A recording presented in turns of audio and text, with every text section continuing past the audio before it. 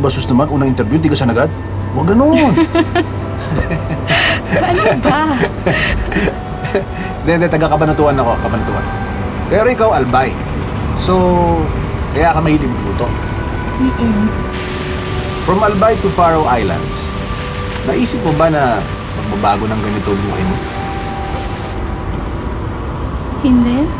Never ko na-imagine na dito ako babagsak. Kaya ano nag-propose si Sigmund sa akin, di ako makapaniwala eh. Totoo ba to? May foreigner na nag-propose sa akin? Jackpot ka din. Jackpot? Hindi, di ba joke yun ng mga Pinoy pag nakaka-bingwit ka ng foreigner, jackpot?